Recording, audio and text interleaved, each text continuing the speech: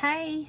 So, this is a Good Fortune Tarot by Barbara Moore and Jessica Rooks. Ayun. So, ang price nito is $28.08. So, kung ko-convert natin sa peso, it's just 1,684.80.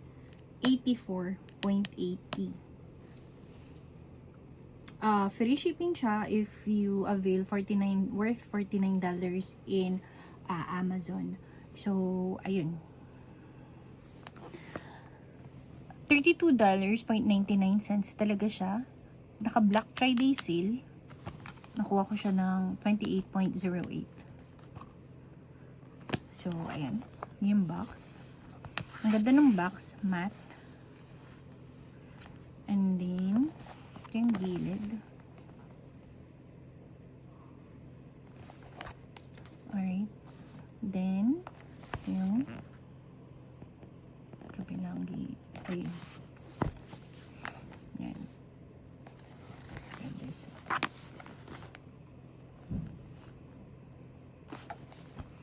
Alright. Buksan na natin. Ito yung here, cards don't do anyone any good. Close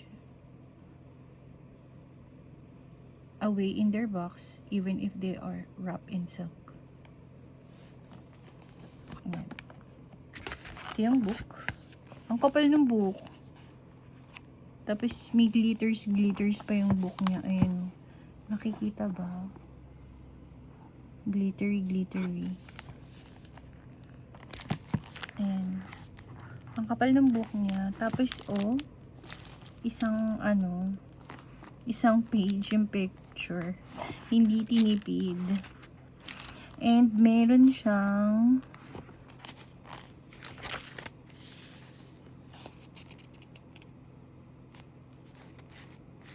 the high priestess.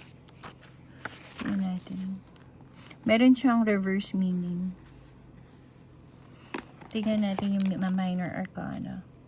Pati minor arcana niya, isa-isang page yung yung picture. Hindi tinipid.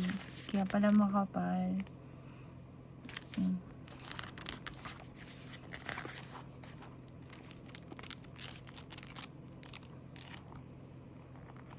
Ang ganda. Ito yung back. Tapos may glittery pa for 1,600 plus. Worth it siya, ha? Kaya lang kasi, naka Black Friday sale. Naka-sealed pa pala siya. I'm sorry. Hindi ko pa kasi ito yung back niya. Open ko lang.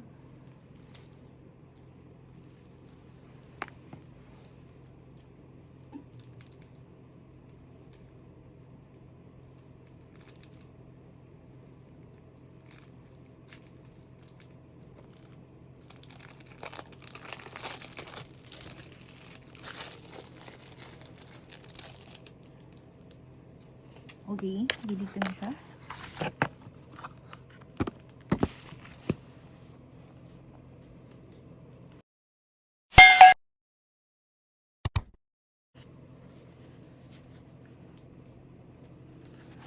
Texture niya, satin.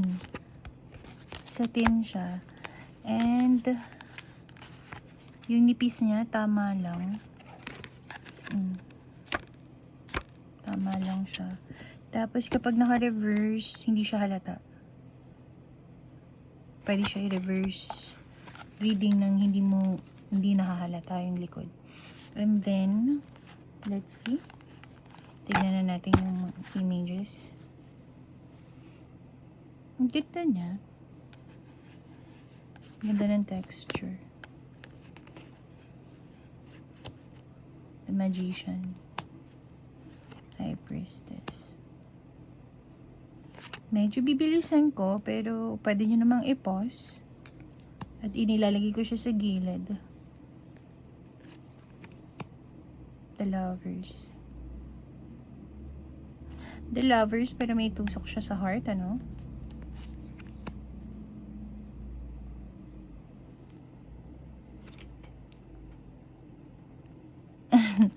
Tignan mo yung ano, the chariot. Tinitigan ko talaga siya, nakakindat siya. Naka-wink. The Hermit.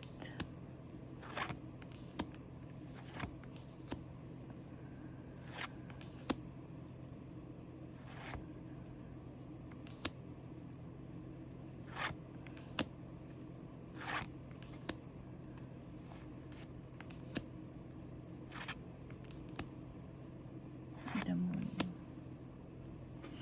The Sun. Nawala yung bata. Usually kasi di ba may bata. The Sun. Judgment.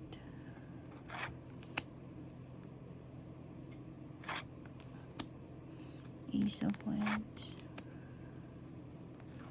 Two of Wands.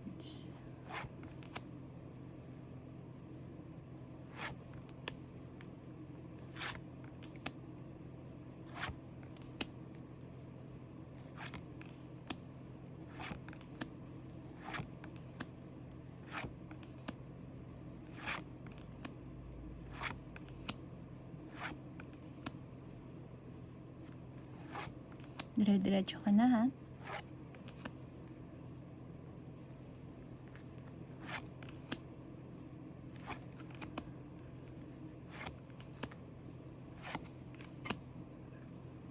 Ang cute ng Six of Cups. Person from the past. Inner child.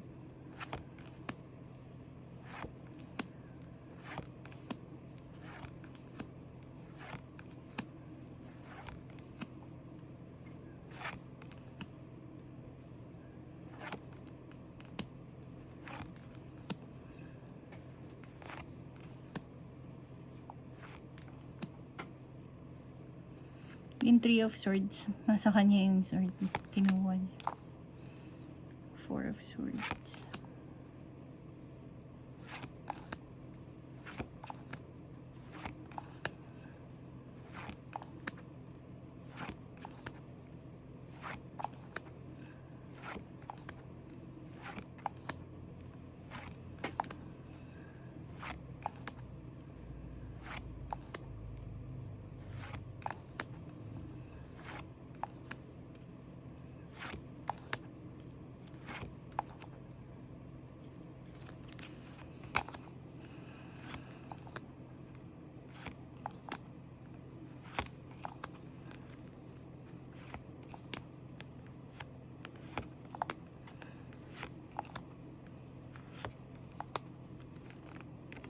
Ayan. Okay. So, tingnan natin. Feeling ko pwede mo siyang balasahin ng this way. Kasi, parang may pagka-plastic siya. Hindi naman siya feeling ko magbe-bend or dahan-dahan lang naman. Ayan.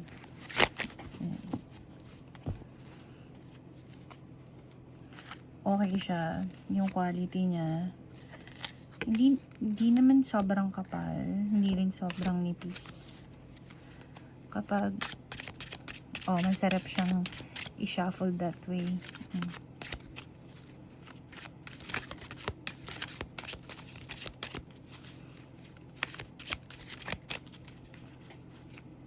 Pero parang medyo manipis siya compare sa iba. Kasi, napansin ko, pag gumaganon siya, unlike the other cards na hindi naman, pag isa na lang yung natira sa kamay mo, nagbe-bend.